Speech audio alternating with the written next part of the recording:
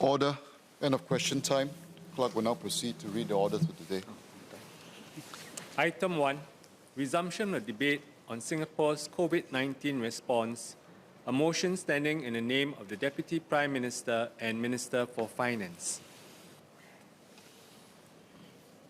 The question is that this House expresses gratitude to all in Singapore who contributed to the nation's fight against COVID-19, affirms the government's effort to learn from the experiences of the last 3 years, and to that end endorses paper Command 22 of 2023 on Singapore's response to COVID-19, lessons for the next pandemic.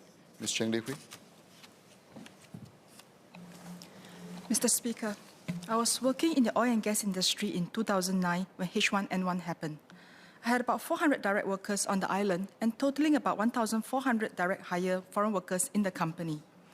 Many of us don't remember that there was contact tracing then too. We learned some lessons. When an engineer in another refinery contracted H1N1, the workers that he spoke to the days before had to go into self-isolation. Then the workers in the dormitory room who were working in my job site had to go in as well. Workers who took the same transport from the job site also went into isolation, and it was tough to plan our work. The ideal situation would be for the workers in the same dormitory to work in the same job site. But that is not possible, as every week there will be new hires, resignations, change of job sites due to the work requirements. HR will see which dormitory had spaces and put workers there. It is not an easy job, as sometimes they may not have enough man-year entitlement, and they will send experienced workers back and rehire them again when MYE is available. But the dorm spot will be filled up by other new hires. There is probably no ideal practical solution because every situation is unique in its own way, and we can't have systems that can dynamically adjust all the time. However, most businesses will try their best to make things work. They have to, because their businesses depends on it. Some initiatives work only in theory, but in reality can impose a lot of friction, and we may be better off not having some of these solutions in the first place.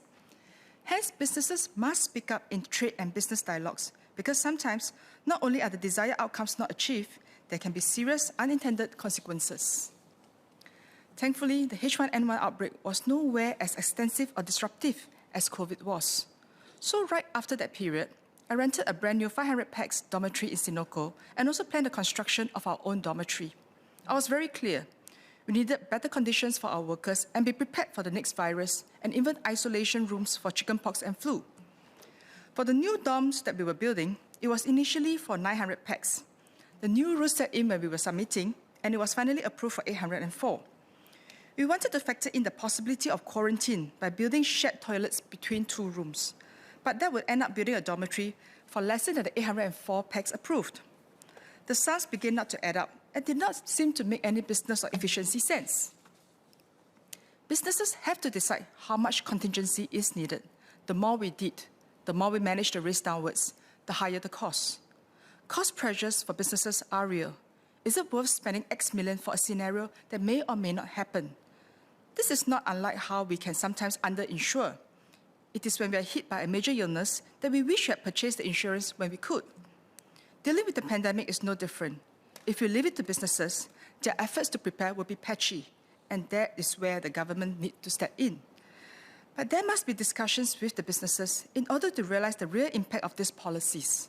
If we ain't careful, it can affect our competitiveness vis the region.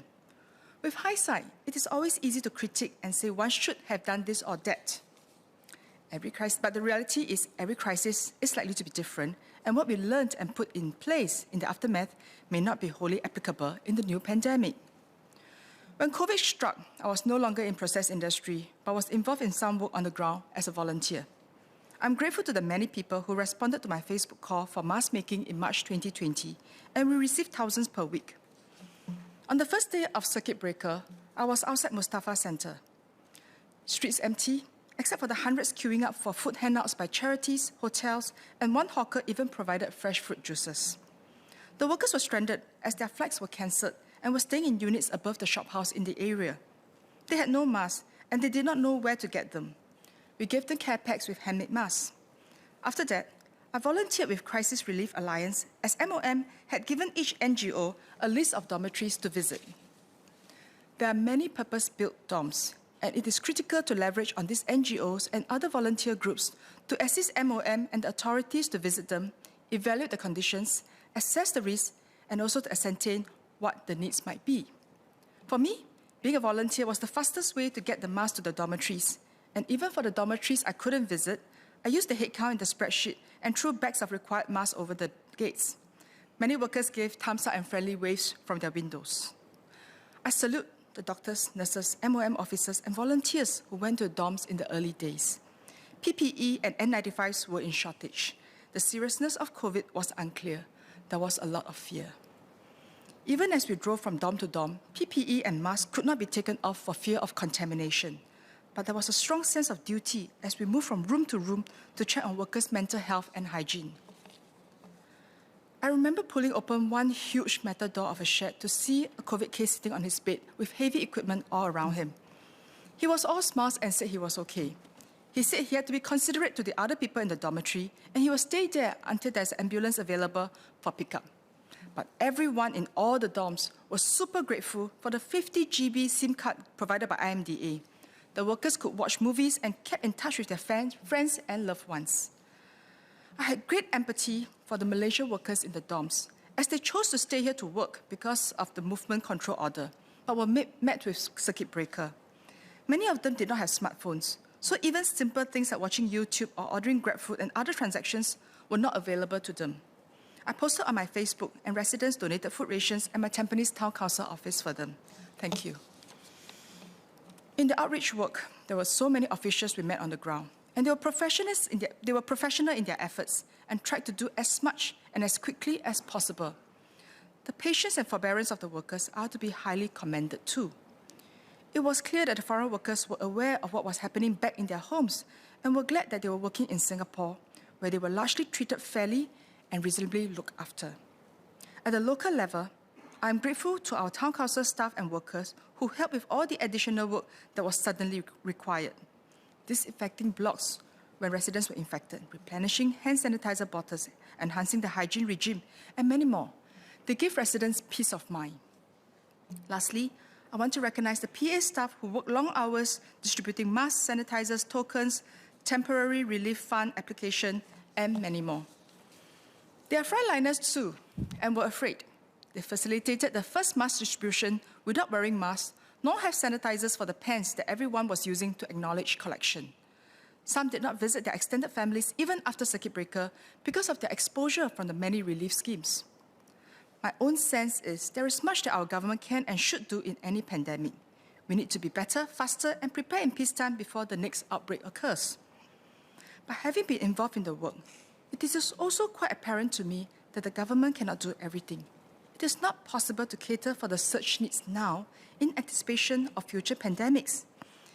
It will be prohibitively expensive for everyone. We, as a society and community, need to stand up and take action. NGOs should also step forward. This is how a whole of society effort is mobilized to deal with a crisis. This was seen during COVID, and we need to give thanks to these efforts by so many, and we must not also take this for granted. We can and should have tabletop exercises to refresh relationships and connections, establish some SOPs, and ensure that everyone is on the same page, and to perhaps even practice these mock exercises for various possible pandemics. To be fair to ourselves, despite the mistakes, inadequacies we see, when you take a few steps back, you realize that relative to so many other countries, we have done pretty well. Please give ourselves a pat on the back. Most importantly, let us all give a great big shout out to all our frontline, middle ground, and backroom colleagues who have gone many extra miles in the past few years. The cycle continues. We must now begin to prepare for the next contingency, change what we must, tweak what is needed, and maintain what continues to make sense. Thank you.